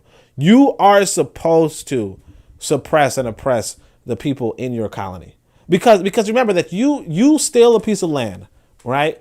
and you want to hold on to that land because that land is giving you wealth. Okay? When you steal a piece of land and you want to hold on to that land because that land is giving you wealth, you want everything behaving according to your wealth extraction. You know? Bitterman, I think you delayed, man. I think you might be on a he said hello CPS. I don't know why his brother snitching, but of course, I'm talking about the hypothetical Oni, right? Anyway, but I think you might be delayed. I think your video is not live anymore. Like you might be like 30 minutes delayed, 10 minutes delayed. But anyway, I thought you meant he was on delayed mentally. I'm like, wow. Damn. Why you gotta say that? You know damn well I mean that. Even if you thought that, you know damn well I ain't that. Now he about to, he about to come with the hammer, right? Anyway, but yeah. So imagine me saying that. I think you might be delayed. Hey, that's jacked up. Anyway, but yeah. Like that's the thing though. Like if you're a part of a like all right. So I'm gonna ask PC. So like let's say PC, you get a business going, right? And your employees. No, you write out a business. You write out the business policy, like what you expect from the employees. And the employees don't do it, then what? Like, do you just say, okay, that's fine, do whatever you want, employees, or do you say, no, you gotta do what I want you to do, what I told you to do, what I hired you for. Facts. They gotta do what I told them. Exactly. So that's what happens inside of this colonial situation where these white boys, they stole this land. They took the land and they used force to get these lands. They didn't like. To a large extent, yeah, they use force to get this land, right? And all these lands, like whether it's America, whether it's Liberia, whether it's Nigeria, they use force to get the land that they got, right? And after they get it, you said it's a merger. Yeah. But like somehow, somewhere they use force. You know what I mean? Or maybe not for a business, but like you said, monopoly. Yeah, and not corporate. I'm talking about colonies. I'm talking about colonies, though. I just jumped in, so I don't know what you're talking about. Yeah, he's like, what about merger? He's like, I don't know any mergers, but okay. Yeah, like when they set up these colonies, they kind of just took it by force. And when they take it by force, the natives ain't really feeling it, because suddenly everything changed for them. But this white boy don't care what you feeling or not feeling. You know what I mean? What the white boy cares about is whether he could get some wealth from wherever that land is, like whether it's America, whether it's so on and so forth, and because of that, what he does is, yeah, I mean, like if you and now we as African people, we're like, hey, we want to go back to our ancestral way, or we want to go to our own, so on and so forth. And the white boy, but for us to be like, the white boy should be like, yeah, you're right, you should go do your ancestral way. Like, you're right. I was pushing Christianity on you, and you shouldn't be doing Christianity. You should be doing, Vodun, or you should be doing, whatever, right? Like that don't make no sense. Now for us it makes sense because we're like, hey, we're African people. We shouldn't be doing this Christian stuff. Christianity's making us weak or whatever. But for them, it's like Christianity's making them weak. And you know what I mean? And we get in this paper, when they have good Christians, they sit down, talking to themselves, reading books. Like I tell you, this was one time I was on this dating site or whatever, and I'm talking to this sister, and she's like, she wants a God-fearing man or whatever. And I tried to fake it, I tried to fake the funk. Yeah, I tried to fake the funk, and she goes, look, man, she was a nice looking woman. He said, sucker. Dag, Daniel. All right. Anyway, but she got all right. She wasn't really that nice looking, but it was a time and place. The thirst was real. You said what? The thirst was real. Exactly. Sometimes you thirsty. Sometimes you drink, right? So I'm like, look, I could probably fake, funk. I could probably. Okay, Malcolm. Anyway, but I said to myself, maybe I could fake it, And she's like, and I think at one point I'm like, she's like, I'm like, hey, what do you like to read about? She's like, the Bible. And I'm like, what? And you're like, oh, like, what is she listening to? Gospel, And it's just like, this woman is like in her home every day reading this Bible. and listening to gospel. Like if you could capture a people from another planet, no, not another planet, my bad, another country, another part of the world or whatever, right? You could capture people from another part of the world, right? And then make it so that for their idle time, they are reading one book, right? And they are listening to one type of music, right? And they are going to work and they're getting that money and all that kind of stuff for you, right? You done one as a people or as a person, if you could do that. And that's what they do. So it's like when you suddenly come along and you an African person, you a strong African person, because son of Odumare, Craig Copeland, he's a strong brother, right? You a strong African person, and you like, nah, I want to do, we'll do our own African spiritual system, so on and so forth. If this white boy's gonna look at you like, no, I don't want you spreading that kind of nonsense. Because what I got is this sister over here. She a decent looking woman. And she a decent looking woman. She's willing to open up to anybody. Lord is a sin called a clothespin. Squeeze her head and her legs open. You know what I'm saying? If I was able to fool the funk, if I was able to, because she was like, oh, what book do you like in the Bible? I was like, But if I was able to do that, yeah, she would open up to me. You understand? If I was able to play around, and the thing is this, white people could do that easy. So it's like, if you like white people see it as an accomplishment when black folk are religious, are Christians. They see it as an accomplishment because these Christians, what they're doing in this, because I could even say it, like, in fact, when I'm saying this, you all know what I'm talking about. Because see, a lot of people in your family got this. Like, I could tell you what my mother would do. She would read the Bible all the time. Read the Bible to bed. She played gospel music all the time. Morning, night, evening, all that.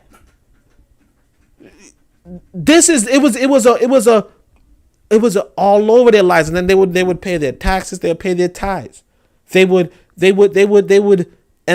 just like, if you have that, if you could make a person into that, you've won. So yeah, captive colony, we are thwarted by our captives when we attempt to flee our ancient way. Of course, because if you go into your ancient way, they're losing some control. And the whole reason why you set up a colony where you stole this land is so that you can control everybody, so that you could get that wealth out. You can get your little power fix. And if there's an aspect of them that you can't control, that's even hostile to them, they don't like that, and they shouldn't. Revolutionary Mention says the mind and eyes of the African is totally infiltrated by the system that oppresses us. Exactly, and that's a badge of success for them. That's a badge of success for them. That's what they like. Like at the end of the day, because this is the thing, because we have to be realistic. In fact, there's this one comment. I'll probably end it soon. But there's this one comment I saw on Twitter. There's this dude who's like, now he is soft. I shouldn't even say too much, but I know what's his name knows what I'm talking about. Machiavelli knows what I'm talking about. But we one time, Machiavelli's not here, but Machiavelli and I saw this one brother debating this other brother about communism, and he was just this soft looking dude, right? Like he couldn't do nothing, right? And maybe I'm all talk. Who knows? Y'all probably saying the same thing about me, right? But anyway, he was just a soft dude, whatever. But he made his comment on Twitter. I saw it recently. I don't follow him, but somebody retweeted it or whatever. And he's like, would the communists, like if communists came into power in America or whatever, right? Would they be able to keep the electricity running? Would they be able to do this, so on and so forth? And he's like, I know a lot of these communist theoreticians, and they're not really about that. They're not really about any of that stuff, right? But that's the thing that I want you to understand when it comes to us as a people, is that these white boys are trying to like these white people they're running a system. They're running a system. They set up a colony. They want this thing to operate according to how it operates. And then we, who might be opposed to it, what we have to do is we have to set up our own system. And when we do set up our own system, we have to realize that we're going to want discipline from our people too. You understand? You're going to want discipline from your people too. And depending on the level of society that you're in, right, you're going to realize that what you demand of your people is going to sound, it might parallel in some ways what you oppose with the quote unquote oppressors. You know, one of the things I saw in a sociology class, and this was like one of the things that was really important, is that the sociology professor was saying that white folk were complaining about how the judicial system was set up so that if there were conflicts in the family, it was no longer handled by family members, but was handled by the judicial system, right? So if, for instance, you know, the uncle is like a white family, the uncle's molesting the daughter of, you know, like the uncle's molesting his brother's, his brother's child, right? His brother, like in traditional white communities, right? The brother would beat his brother. You know, he'd be like, "What are you doing, my kid?" Right? But in the modern legal system, what you would do is you would have to call the police, because if you go over to your brother and shoot your brother or whatever, you shoot a stranger or whomever, right? That's a criminal offense. You understand? And so white people are having trouble. First degree. Exactly, first degree. So white people are having trouble with that system that they set up for themselves. But at the same time, you got to ask yourself, now you in the continent of Africa, right? And actually, this is what happens in Africa sometimes too. Somebody might, like, let's say you got a car, right? You got a car and you got that mirror on your car, the one in the front, you know, the driver's mirror, whatever, right? You mean the rear view mirror? Is that what they call it? I don't know, but yeah. It doesn't drive. What's the one in the middle then? The one that's the one that's on the. That's 142. You mean on the door? That's your side mirror, sir. Okay, side mirror. Yeah, I thought that I was about to say. I was about to say rear view mirror too. I was about to say the same thing anyway, but I just figured it wasn't anyway. But you brother just said anyway. But yeah, I'm in New York. We don't drive. All right, but anyway, we don't. But anyway, so the side door mirror, or whatever, right? Somebody would steal that in Africa, you know, and go sell it somehow. I don't know why you sell it at. I don't know who would buy that, but whatever. You steal it.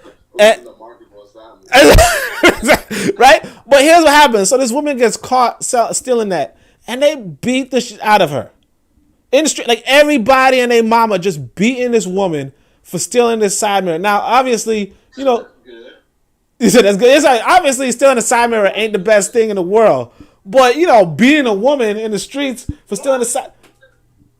No. Wait, what? You know, they don't play with that robbery, thievery. Thieves are like dirty, bro. You can't. Nobody mess with the thief. Yeah, I look. I'm not saying. But that's what I'm saying. Like, you said what? You said what? You said you'd rather a murderer? No, you're in the same level of a murderer. Yeah, exactly. But like, here's the thing, though. Now, if you run in a civilized community, well, not civilized, but if you run in a community, he said it. No thievery at all. He said it. No. But like, if you run in a community, what I'm saying is this: if you run in a community, you don't want people randomly beating people in the streets.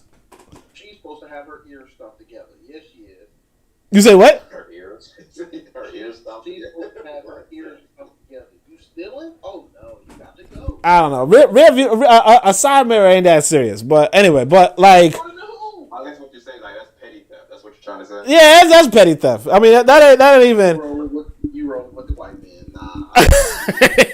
I ain't rolling with no white man, but I mean, look. Some people are gonna be listening and be like, hey, you know, these politicians, they stealing, we ain't beating their asses, right?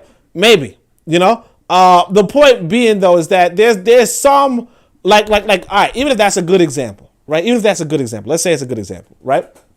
The point is that at some point, you if you were leading this group, this colony, you might not want your people doing so much vigilante justice on their own. You want some structure. Exactly. You want some structure. You okay with them beating this woman, but you probably want to hear this. You probably want to have a court case. You probably like because sometimes it could be that, you know, she's caught red-handed. Sometimes it could be, hey, aren't you that lady? And she's not. You understand? And you got the wrong person. You know, so you want that structure. You want that real accountability because otherwise, you know. It's just processed or something like that. And that's what I'm saying. Like, so what happens is that you have that in America, where in America you got to go through a court case, even if you guilty. You still got to go through a court case to. The camera, you even admitted to it, but he still gotta go. Exactly. You know, it's like, I shot him twice. You know, it's like, okay, we got to prove it in court, and then that's what happened. That's what happened to that guy. Matter of fact, the guy who killed George Floyd, like and that's the trouble too. It's like, you know, the court case. People thought he was gonna walk after that. It took that long, bro. It shouldn't have took that long. People thought he was gonna walk. You know, he probably would have too, huh? I can't believe y'all rolling with the bees. Nobody rolling with the bees. I'm explaining the situation to an international audience. Yeah. Yeah. Look, man, the way how it happened with like obviously George Floyd. I mean, the thing with George Floyd killer too is that he thought he was gonna walk because that happens in America. You know, so like that's. Yeah, one of the problems in this American society is that, you know, like that's what happened to the Emmett Till's killer. You know, like everybody knew he killed Emmett. They killed Emmett Till, and they walked. You know what I mean? It wasn't the fact that they did kill, but the reason they even tried to do it too. That was what it was. Oh, that's why they let him go? No, I'm saying like it wasn't like they admitted, they didn't say like they did kill him. They knew they said I killed him, but like, you know, they said because he was whistling or whatever, something like that. Yeah, but it's like you don't want that. See, that's what I'm saying. That's another thing that you don't actually want in a community, but you also don't want that unfair kind of judicial system. But again, you know, that unfair judicial system, there's a reason for it too. Because what it does is that what it did was that one, it frightened, you know, African people generally, but the other thing that it did was that it empowered white people. You know, it's like if the court system is there to so on and so forth, then yeah, white people could actually go out and kill a boy over, you know, a false whistle or whatever, and just walk away and live their best lives, you know, 50 years more. You know, and this was a child that they killed. You know, so again, it's not like. But here's the thing. It's like, let's say you have your own colony in Africa, right? And some white boy is doing something stupid, and some black people take it upon themselves to do something to that stupid little boy, right? Then maybe possibly you're gonna go to courts, but then you realize, hey, you know what? We actually like these black people, and these white people is not, you know, and that would be the reverse situation. But the point is that that's what the system is about too. Like if you run in a colony, you actually might want it so that the people who run the colony don't face the same consequences as the people who are being ran, and that's just normal. And you know, until and I mean, I don't know. I won't go as far as say that's human nature, but I mean, it happens. Yeah. Yeah, I mean, look, man, like it goes like the thing is that that's how it is. You know, if my son, I one time had a family, like you be more exactly. Or even if it's not like I remember this one kid, like I had this relative who came to my house and like he was a little boy, but he like peed in my shoe, you know, like. House train? Was he a dog? I was like it ain't no damn like and it's like to this day they still bring it up how I'm talking about how this boy came to my freaking house and peed in my mother. It shows like even though he a grown boy now, I'm still looking at him like you owe me a pair of shoes, cause it's like why did you pee in my shoe? But it's like if my son did it, now obviously my son wouldn't do it, but like I just told y'all, my son vomited on the floor. I just cleaned it up. You know what I mean? Somebody else come. But that pee thing don't make any sense to me. I don't. Sure, man. Yeah, look, man. Kids don't make no damn sense. Is he on the spectrum? I don't think so, but that was that was a little random though. I mean, look, kids be doing some weird stuff, you know. I ain't never heard. And then, nah, man, kids be doing some weird stuff. I ain't gonna front. Look, I ain't gonna hate on no kids like that, but you know, again, another thing. Gotta be weirdo kids. Nah, but like there's where the exact. You're right, but like that's another thing too. That goes back to corporal punishment too. Like I feel like his parents might not have, you know, gave him the discipline. Like because they say that he might have done that at their house, and it's like, you know what I mean? You said what? Yeah, he might have done that at their house. So it's just like. Yeah, I don't know, but anyway, that's pretty much the gist of it. I don't see any more comments. Besides some of these brothers chilling and all that. But other than that, that's the whole passage. The most important thing is that, you don't hit your child too hard. You don't hit your child too hard. What's too hard, though? That's how we gauge that. No. He just said, well, the quote was, no child dies from a beating given by his baba's hand. But that basically just means that if you're hitting don't beat until he dies. That's no. Basically, if you like when you're a parent, right? When you're a parent and you go to hit a child, like, you're gonna pull it. You're gonna pull. He wants some restraint. Yeah. You're going to. You just, well, like most parents, like reasonable parents, will always pull their hit. You know what I mean? Like if this same parent is like hitting a grown man, he's probably not gonna pull his punch. You know what I mean? Oh, not saying you punching kids, but I'm just saying you're not gonna pull your punch. You're not gonna pull your slap. If you slapping a grown man, you gonna like try to slap them to next year. You're gonna wind it up. Yeah, I'm saying you gonna slap them to next year, but like a child, you pull it. It's just like a sting. It's like a sharp sting. And like cause I remember when I saw my kid, the first time I tried it, like I just like did a really light tap. Like just to see his pain tolerance, And then, he's just kind of looking at you like, terrible. You said terrible? Yeah, that's messed up. I said love taps. You said it's messed up to hit a kid lightly or is messed up? Nah, this brother's talking about it's messed up to give it like. No, I said you give him love taps. Well, I don't know about love taps. That's kind of, I don't know what that means. Yeah, oh shoot. I don't know what that means. That don't sound right, but. Nah, I can't hit my kid, bro. Hit my kid, I'm gonna hit you. That's how it go. That's the rule. It's your own kid. It's your own kid. I'm talking about hitting your own kid. But that's what I'm saying. Like, you don't want other people hitting your kid per se. But that's what I said. That's why he says your baba is gonna hit your kid. Like it's the baba that's gonna pull his punch. Because I tell you, some other people just don't like. You don't want other people hitting your kid. Like you just don't want that. I mean, you don't, but unless they're like the teacher, I guess. In a sense. What? Unless you allowed it. Yeah, exactly. Like the thing is that it's tough. Like I said, it's tough, man. It's tough. But that's the whole thing that happened in Africa, where the teacher would, like, I don't like it. Your aunts are like your people around, like elders usually they'll handle it. Yeah, that's why I don't like it per se. Cause I saw my aunt hit my kid, and I was just like, what the? Cause like he hit her first. Y'all going out there. That's a whole other. Bro, how Y'all going out there. You said we going off hand? No, it was like he kind of just like, and I was just like I didn't bring him around her again. Because, like, part of me was like, like, shit.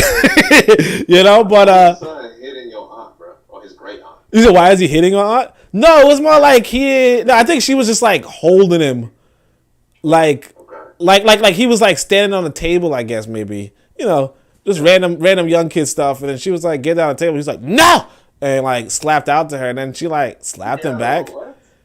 And I was just like, why did she hit him? Like, cause that's what you doing to all your women guests. No, that's what he be doing. No, I was at her house. No, I was at her house. Where he learned that from, though? Where he learned no? Nah, I said where he learned that from. I said no, let's slap a woman. Like, what you be doing, Oni? I mean, sometimes no means no. You know what I'm saying? I don't know what to tell y'all. Like, you know what I'm saying? Like, shit. No, I'm joking. Anyway, but bit of medicine says to this day. Yeah, I really feel like this brother's like not live. I don't know what he's talking about. To this day. No, bit of medicine wrote in YouTube to this day, but I don't know what he's talking about. But anyway, no, I know where it's from, but like, I feel like it's not related to anything we said recently. You know what I mean? Like, you like an hour behind. Yeah, it's like an hour behind. To this day. Like, I'm pretty sure, brother. Exactly. He's at the welcome part, He's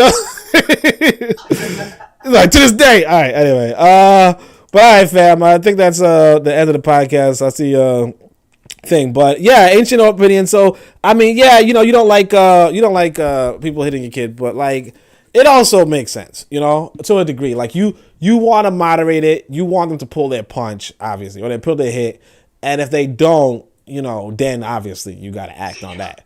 But it's not like when she slapped my kid, it was like, oh man, she like slapped, like she slapped him, she was just kind of like, don't do that, and I was just like, like I still felt it, man. I'll tell you, man, you still feel it because you like, how you gonna hit my kid? Like I should hit you, but I was like, nah, I shouldn't hit this lady in her house. More problems.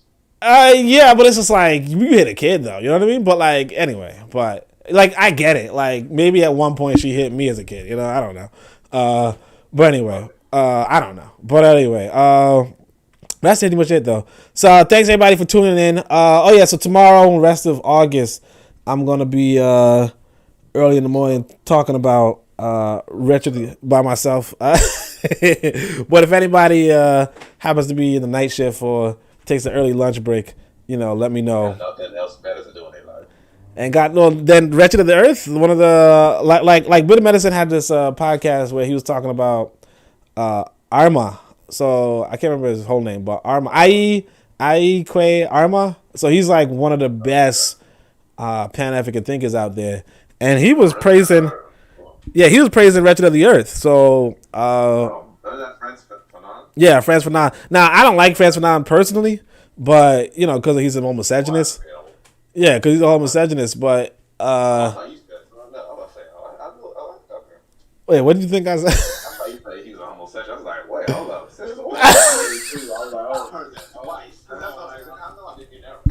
No. I mean, look, you might as well be if you're misogynist. No, I'm joking. But anyway, but yeah, you said Hotep true? Is that what you said? I said you spoke that truth. Oh, okay.